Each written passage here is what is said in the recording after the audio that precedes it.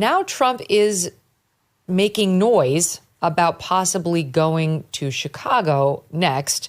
I mean, of course, Chicago needs it. Who would dispute that? They're touting how their crime numbers are way down. Yeah, they're down from last year. They're still astronomically high. You're coming off of record highs from 4 years ago. So down a little from last year is no accomplishment. You're still close to your 4-year high. And everybody knows the south side of Chicago is like a war zone. If you want to get killed, that's where you'd go. Like if you just wanted to be killed in random drive-by gunfire, go to the south side of Chicago. So Trump is making some noise about possibly going there next with federal troops, but it's a much bigger deal, Emily, because there's not clear federal authority for that. I don't know what federal authority he's even arguing he can use. Personally, I don't see it. I'm open-minded to being shown it. But there's not some insurrection underway that he needs to tamp down in Chicago. And that's one of the limited grounds in which you could send federal troops in there. And so my own sad conclusion right now is that he doesn't have the legal authority to do it. That doesn't mean he's not going to try. Thoughts?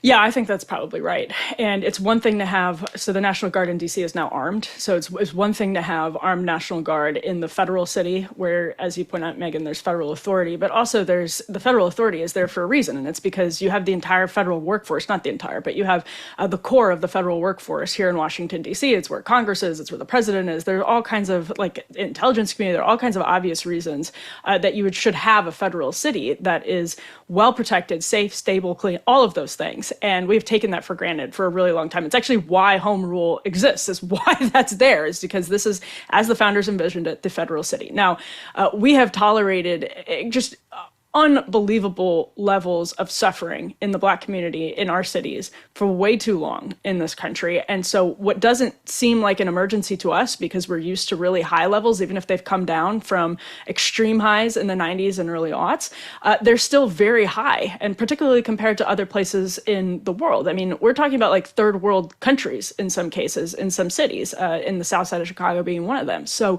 it should be seen by all of us as an emergency. It should have been seen by all of us as an emergency for many, many years. Does that justify armed troops? In my opinion, no, but it justifies taking a pause and saying, no more of acting like this isn't an emergency because the numbers are going down or because it's not 1994. That has to end. People are suffering. This has immiserated generations of people in beautiful cities, in wonderful parts of the city. And if you go and talk to people in Ward 8 here in Washington, D.C., they will tell you that. They will tell you that they are sick. I mean, the amount of quotes in local papers being like, yeah, I would love to see heightened law enforcement in my neighborhood.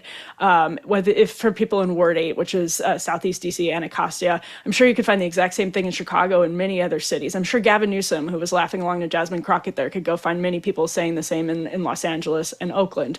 But you know, that it's a fine line in the United States if you have armed troops in the cities. It's just not our tradition. Maybe it's been a libertarian streak. I really don't want to have to see that.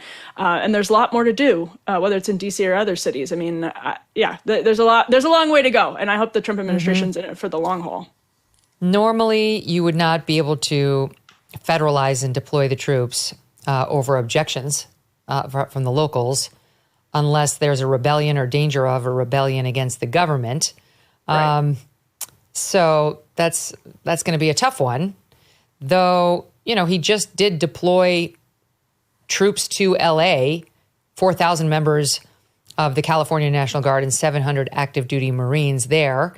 So we'll see whether he tries to do sort of an L.A. situation in Chicago. But he's being explicit about threatening it. Here's Trump in SOT 21.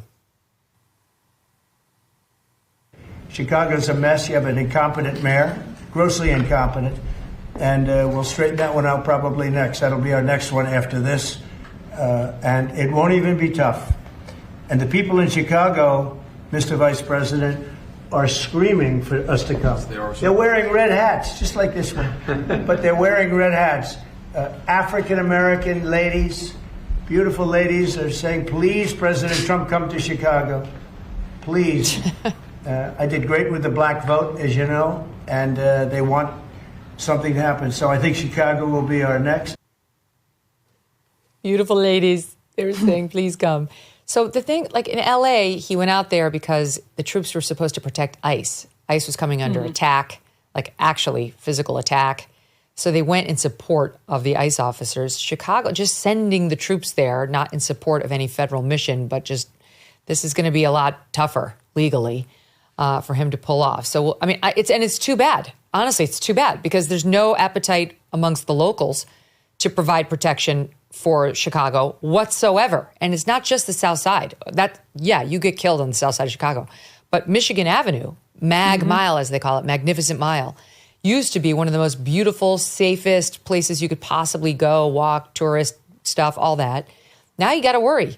Now, like, you don't know what you're going to encounter on Mag Mile. Here's their loser mayor who's got like under 11% approval, Brandon Johnson, truly one of the worst public servants, I use that term in quotes, in America.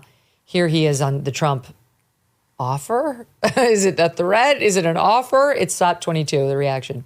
We're going to remain firm. We'll take legal action.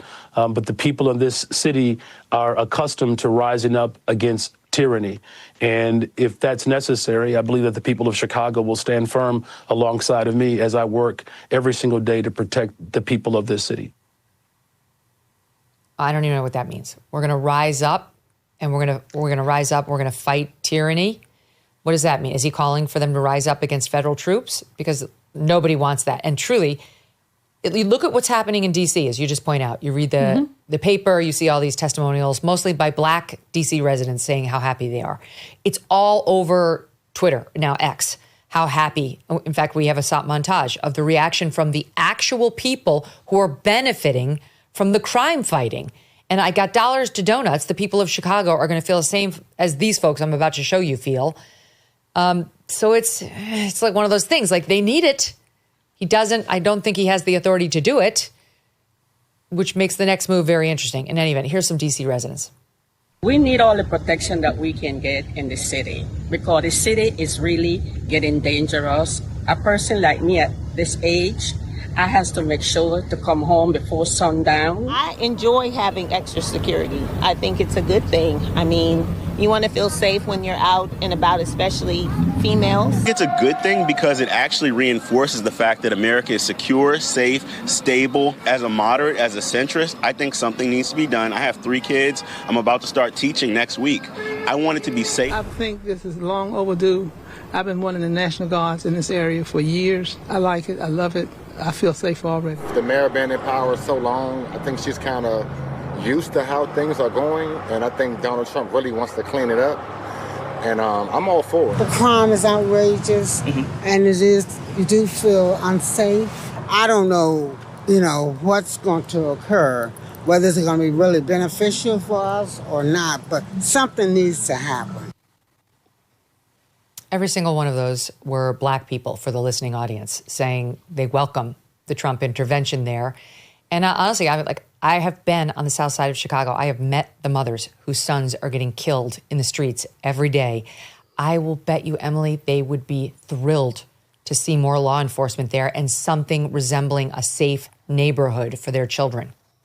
Yeah, and what that looks like exactly, I mean, I don't know, but Brandon Johnson is using tyranny in the wrong way. I mean, the tyranny is the lawlessness. That is the tyranny, the lawlessness that is created by policymakers who hold people in these neighborhoods hostage to policies that are just their ideologies, to these ideological experiments. These are hostages to ideological experiments. That is the tyranny in this case. And just from that montage, I've been living here in D.C. for almost 15 years. There was that last lady was speaking in front of a Whole Foods. That Whole Foods had a shooting at the cashier. The amount of crime that has happened just at that Whole Foods, just within the last few years, is unbelievable. There was another person standing in front of the Wharf.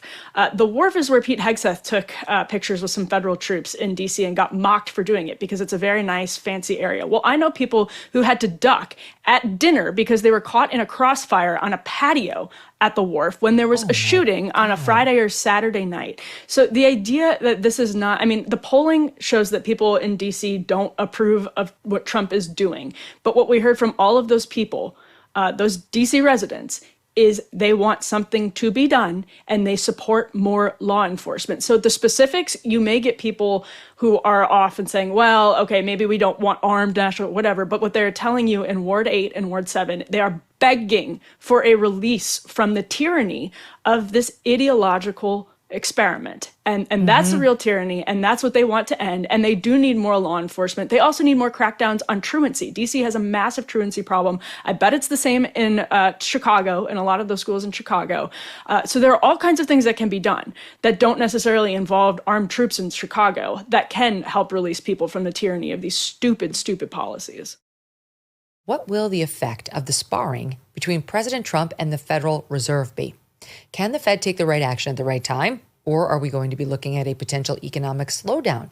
And what does this mean for your savings? Consider diversifying with gold through Birch Gold Group. For decades, gold has been viewed as a safe haven in times of economic stagnation, global uncertainty, and high inflation.